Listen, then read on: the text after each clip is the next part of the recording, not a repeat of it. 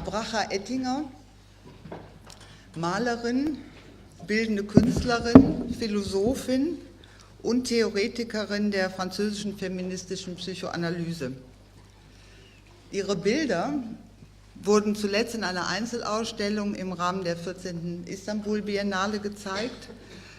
Zuvor stellte sie 2011 im Museum of Fine Arts in Angers und ebenfalls 2011 in der Tapies Foundation in Barcelona aus.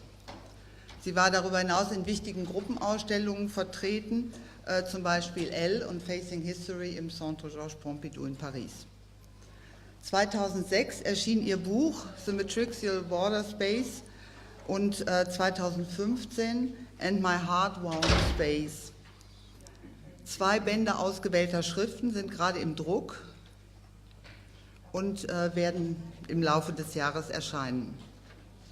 Nach ihrer Einzelausstellung im New Yorker Drawing Center wurde sie vor 12 Jahren von der Kuratorin Catherine de Seeger gefragt, ob sie nicht über die Künstlerinnen schreiben wolle, die sie inspiriert hatten.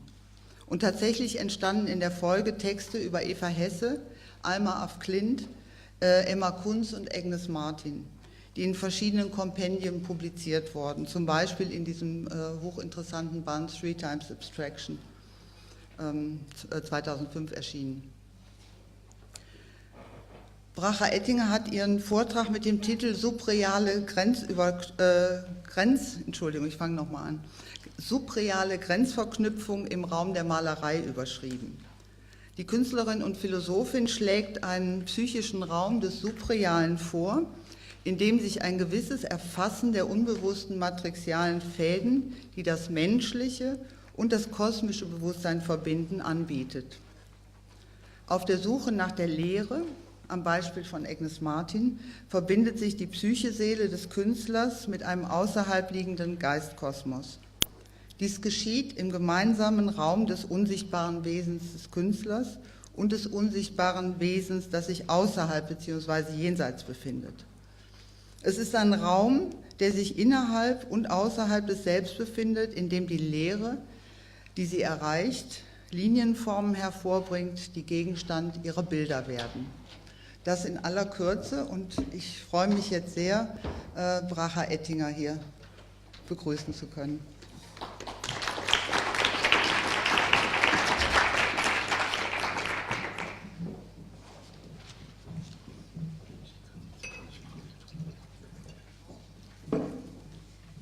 Hello, I'm very glad to be here, and I'd like to thank Maria and to thank Mona for inviting me. I'm going to talk from a point of view of myself as artist, but bring into it the psychoanalytical field, the psychoanalytical language, whose purpose is to talk about art, not about the biography of the artist, and to analyze relationship between subject and object and the structuring of subjectivity in the art and not in the artist. So when I even talk about trauma, and I talk a lot about the connection between trauma and beauty, this trauma relates either to the world or to the work of art itself and the working of the art itself, and not the past trauma of the artist.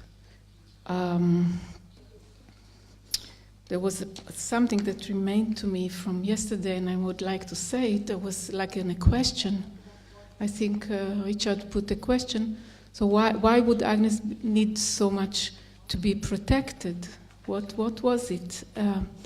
And if we don't think about it in personal terms, I think that she had to be protected because to be in contact with the materials she's in contact with and find a language and find a form to bring them into visibility meant a kind of a self-fragilization, made her so fragile in terms of this art that this put herself in a certain danger because the artist is always there and somehow has to pay with her body with this time, body in time, the only body we have, in order to produce certain forms. And so, regardless of how fragile a person might be, there is this self-fragilization in the process of certain art producing itself. And so my point of departure for thinking Agnes Martin in the context of what I call art and healing oeuvre, the work of art and healing, it starts from the end of the end of the 50s and the beginning of the 60s. There's no need to show these paintings again and again, the night sea. And I think that there was, she arrived at a point where a decision had to be made. And the work after is after that decision, the work in acrylic. But the moment I'm talking about is the moment where she's working with the oil to reach a certain space and bring it into visibility, a space which is beyond the lines that she's doing, a space for which she needs a certain use of color and a certain attitude to color, and either she gives it up because it's intolerable, or she gave it up because her mission at that point on another direction seemed to her more important. So at least she gives us the venues that she did not take. Give us, I mean artists of now.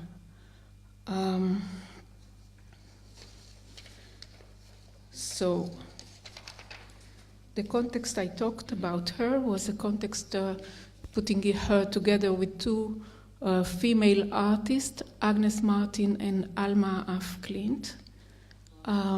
I think that Paul Klee is very relevant here, and of course Bruce Nauman and Mark Rothko. And I will start with Ronnie Lang, analyst who worked in the 60s, the 70s, the 80s. And he writes, "It makes far more sense to me as a valid project, indeed a desperately urgent, required project for our time, to explore the inner space and time of consciousness. No age in the history of humanity has perhaps so lost touch with this natural healing process. No age has so devaluated it. No age has imposed such prohibitions and deterrences against it as our own." And Lang continues, "If the human race survives, future men will, I suspect, look back on our enlightened epoch as a veritable age of darkness. The light has not faded, but between us and it, there is a veil which is more like 50 feet of solid concrete." So Ronnie Lang is very worried, and I think that certain artists share this worry, and Agnes Martin is one of them. And when I wrote about her, and I was very moved by these paintings from the 60s, I wrote something a bit emotional to say the 21st century will be spiritual or will not be. That is, the urgency of the spiritual is not to be taken as an anecdote. I think that it is, if the artist decides to spend all her life on doing forms and lines, it is indeed because there is a project behind which connects into a spirit of certain consciousness with which she is embedded, infused. she is a part of, and she tries to develop and bring into visibility. That's the most difficult part. So I started here with also Paul Klee and the very famous remarks of Deleuze and Guattari concerning Paul Klee. If there is a modern age, it is, of course, the age of the cosmic, they say. The assemblage no longer confronts the forces of chaos. It no longer uses the forces of the earth or the people to deepen itself, but instead opens onto the forms of the cosmos. Now, what is this kind of openness? If in psychoanalysis with the Freud we talk about the id, and with Lacan we talk about the real, I'm talking about unconscious dimension, which I called the subreal, and the space, one of the spaces that correspond to the subreal is a space I called the matrixial. Now, this subreal is also transreal. We are dealing with elements or vibrations or frequencies or strings, unconscious strings, that in as much as you reach them, you also reach the other, an other, or the force, cosmic forces.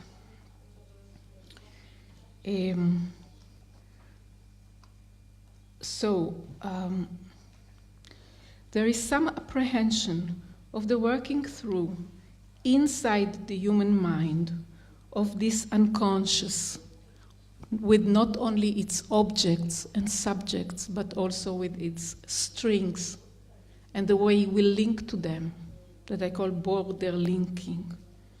The unconscious strings that connect the human and the cosmic consciousness in the space of that sub-real. It is today perhaps more easy to think about the sub-reality in some kind of scientific terms, but I would not go on that direction. We do understand, we have enough tools to understand that a lot of what goes on around us, our poor five senses, are not enough in order to perceive it. We know that some machines perceive better all kind of sub-realities that influence us, but we can neither hear, nor see, nor smell. So, and this kind of unconscious is the unconscious that Freud was fighting against, because Freud was very much afraid that if he talks about phenomena that he realized, like telepathic transference, like the way that one influenced the other in a less obvious way, and even non-consciously, he will not be considered scientific enough for his time. So he rejected it.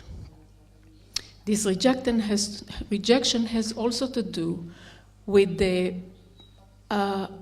impossibility to understand certain feminine dimensions, which for Lacan, for example, the psychoanalyst Lacan, was really a question of foreclosing it, taking it out so that culture can arrive. Sublimation was based on the pushing aside of certain elements which were always very threatening, and that were frightening, as if we are going to fall into psychosis if we relate to them. So, with the void in the case of Agnes Martin, like in the search of light for certain other artists, the internal psyche, soul, let's call it, of the artist, border links to the external spirit cosmos through a space created and shared between the invisible heart, the invisible kernel of the artist, and the invisible kernel of that which is outside and beyond her, a space located inside the self and also outside of the self, but in that depth or inside of that outside. So we are talking about invisibilities and depth connection, which cannot exactly be perceived or cannot directly be perceived with our senses in the inside and in the outside. As viewer, we experience beauty, and I'll get back to the question of beauty later on, in a painting, only in as much as we are initiated by it to travel to its inspiration source, and joined by this through dwelling inside that space and hosting it and carrying it through the body, the corporeal. And so it means that if we are to sense whatever is the subject of that space, we have to rethink through phenomena like resonance, through all kinds of musical metaphors, which have been brought here in earlier lectures. We sense the invisible beyond the line forms as beauty. Diotima, Plato's Diotima from the Symposium, hints that the secret of Eros in relation to beauty is not revealed in discourse, but during the participation in a certain erotic process, which would be, in my view, feminine, and Plato put that kind of eros in the voice of the woman. In the language of psychoanalysis, I can describe some of the senses of the artistic desire of Agnes Martin by thinking together libidinal investment in the Freudian language, feminine jouissance or joy, or even traumatic joy in the sense of Lacan, and that space of co-emergence, a matrixial space that remains on a level of the real, the subreal, and even can be communicated. The artist's desire for self-relinquishment is expressed in an actively passive surrendering of the self to the cosmos, by way of which border linking to it happens. Being trembled by the same strings, the painter is sensing the frequencies, intensities, even vibrations, arriving from an external hidden sub-reality, as they are connected to her human corporeality and described in her own mind, in the eye of her mind, which is affected. Internal reattunement allows the emergence of a kind of a shareable space, and that space will be also shared potentially. In potentiality, this space can be shared with and by the viewer through the work of art. In that space, forms that appear to the eye of the mind, affected by joy, that is felt, that can be felt, and also by trauma that can be felt, correspond to a certain knowledge of the world that then become accessible to us through the painting.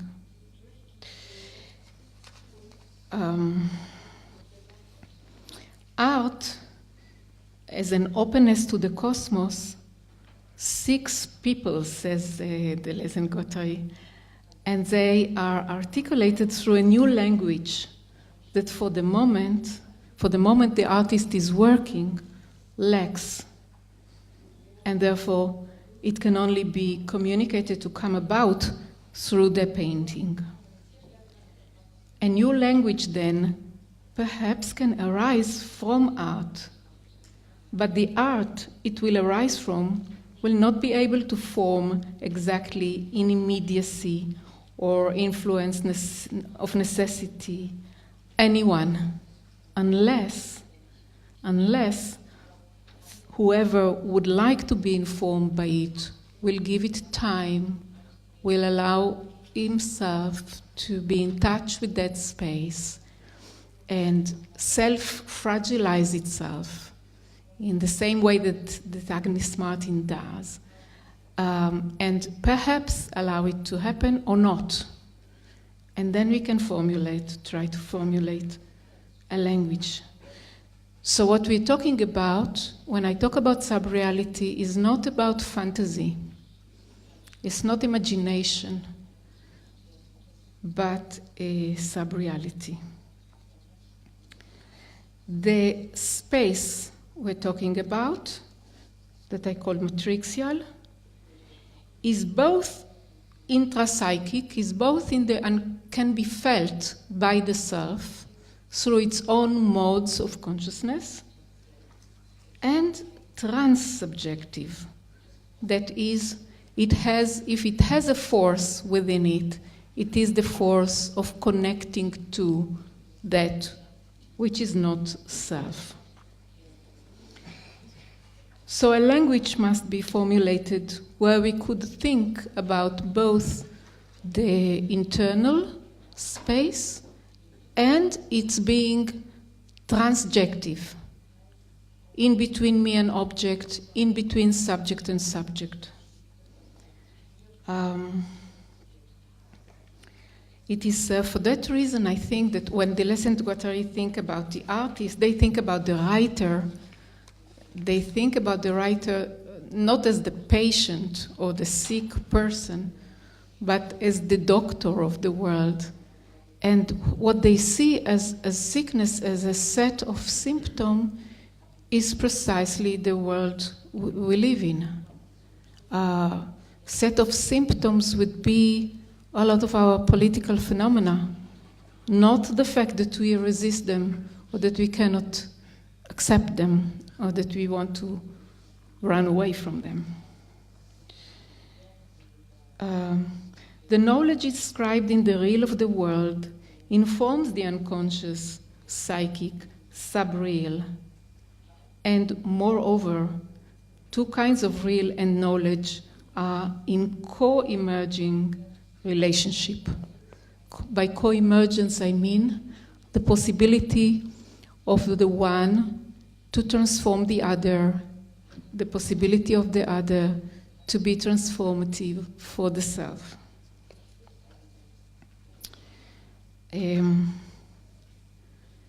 Many different aspects of this capacity for transformation are presented to us usually as either chaotic or even as catastrophic to meaning.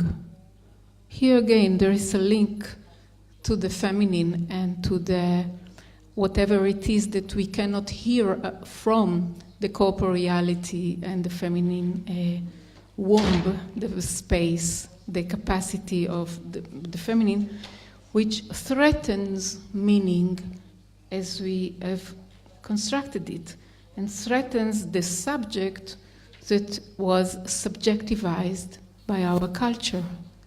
Now, this subject, in any case, was already declared as dead, but the subject or the subjectivity that will be influenced by this feminine aspect is struggling to be born. So we have a trouble with our language. It is insufficient. It is insufficient to talk about the void. It is insufficient to talk about light.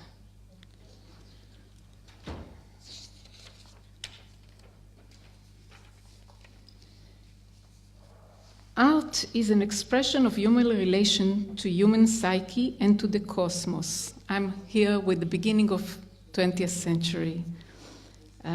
articulations.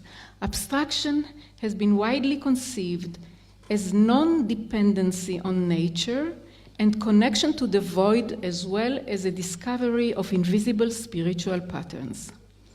At the beginning of the 20th century, Wilhelm Worringer, in his most influential book, Abstraction and Empathy, attempted to establish a difference between art as empathy and art as abstraction. Art and its beauty, he explained, arise from the human psychological need and satisfies psychological needs. Art's beauty, the beauty is the name for the value of art, lies in its power to bestow happiness or joy. Each artistic style is a maximum value for each humanity that created it, and the history of art, like the history of religion, is mainly a history of the feeling about the world based on the psychic state in which at any given time mankind found itself in relation to the cosmos.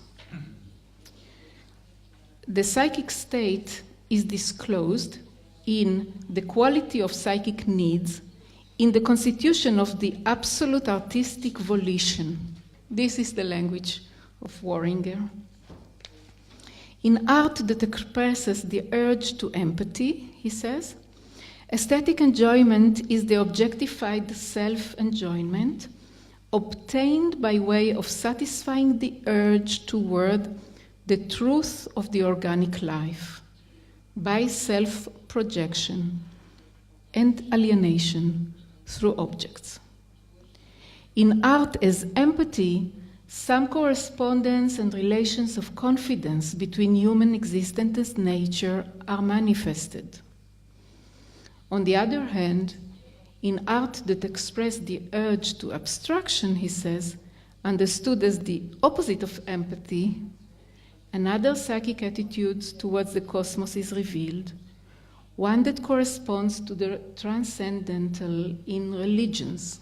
And I quote, an immense spiritual dread of space, conditioned by the feeling of being lost in a capricious world and by striving to find rest in the invisible laws and regularities of the world, in those principles that lie behind nature with its ephemeral phenomena.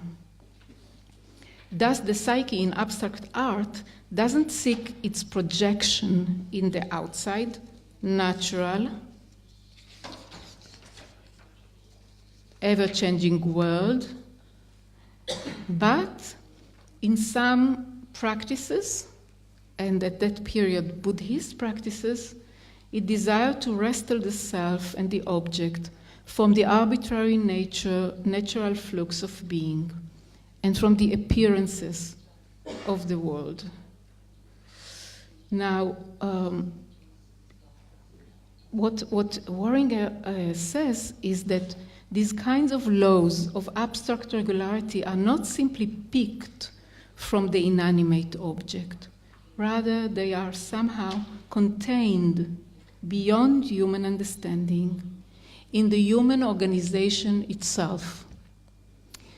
So, if the human organization itself already contains certain principle, invisible principle, shared with the universe, between body and universe, then what I'm doing in that paper is somehow letting fall through Agnes Martin and through other artists this earlier definition of abstracts versus empathy.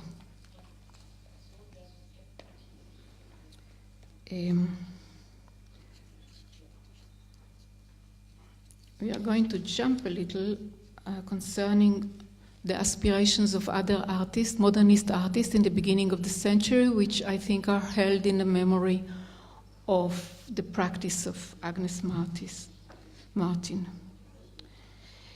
In the psychoanalytical framework, the tension between void and emptiness on one hand and light can be drawn in terms of the tension between what Lacan calls the missing object, the object little a, the lack, and perhaps the present, what for Guattari and Deleuze is presence, production, and eternal return. How can this be manifested in the field of vision? In the field of vision, the object that the psyche is longing for is described as a missing object, lacking object, and Lacan calls it the gaze. The gaze, in fact, is a certain void already by its own structure. But for Lacan, there is always a split between the passions of the eye, what we would like to see, and what we are given to see. Because the passion of the eye belongs to the viewer, or to the one who looks at something, and the gaze, as that which is lack, belongs to the other, or to the world, or to the work. The libidinal eye, and that belongs to the self, or the artist, or the viewer, and the gaze that belongs to the painting are forever separated, isolating what is shown to the subject from what it desires to see. When the eye looks for the gaze, it hides. And for Lacan, this is precisely the reason why the field of vision is relevant to the unconscious subject. We are longing for something, and we don't know for what, through the space of vision. This split, therefore, informs the eye, makes it erotic, gives eros to the eye. However, through the artwork, a lacking gaze accesses consciousness in a form of strange contingency, in the form of what he calls the uncanny, that signals to us at any moment that something is missing, and that if we get to it too closely, we are threatened by self-annihilation. A loss of the ego that could not be unwilled, and therefore could be very wild.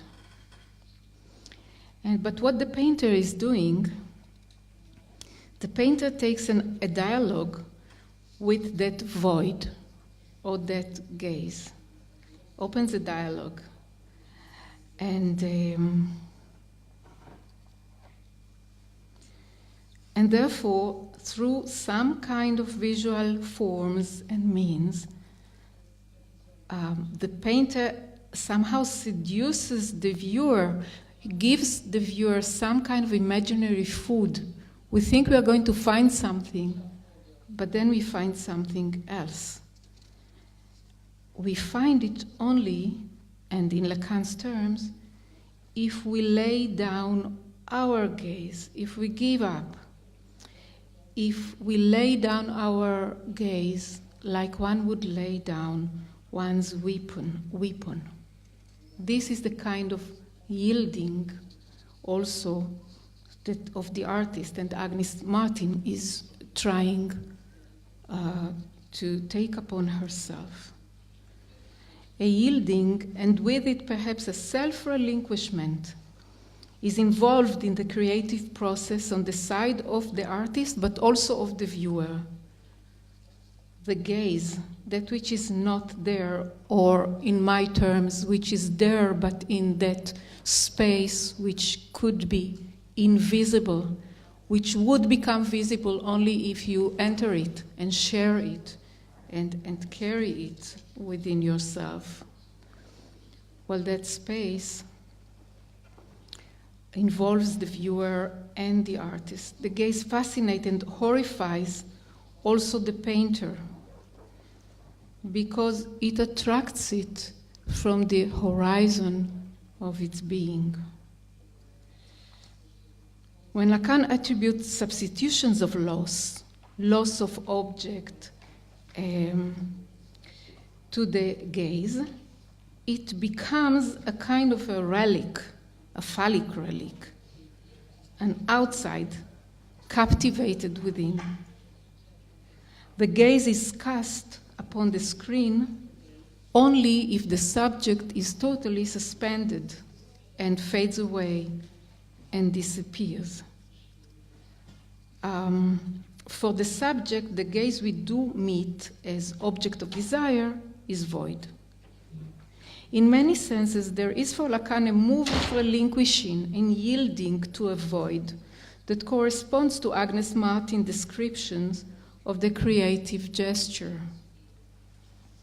The artist is in search of the void. Not thinking, planning, scheming is a discipline. Not caring or striving is a discipline.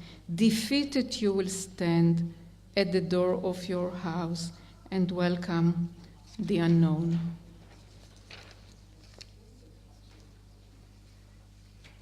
Now, clearly there is no contradiction for Agnes Martin between void and what she calls perfection or completion. And this is precisely what is achieved through this modus of self-relinquishing, which is active. It's not passive, it's an active passivity because a form struggles to be born out of it. So we might see that this contradiction between thinking in terms of void or lack and thinking in terms of presence and productivity can disappear in this kind of artistic action.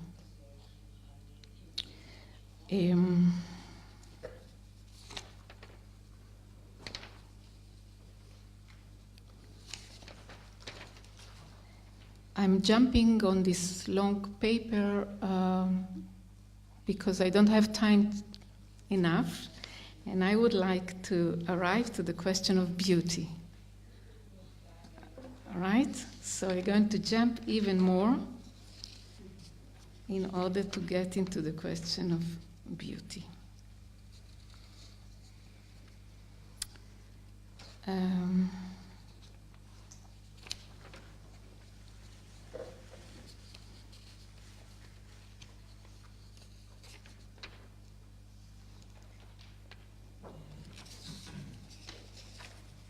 How long I still have? 10 minutes? We might not reach the question of beauty under such conditions. Let's see.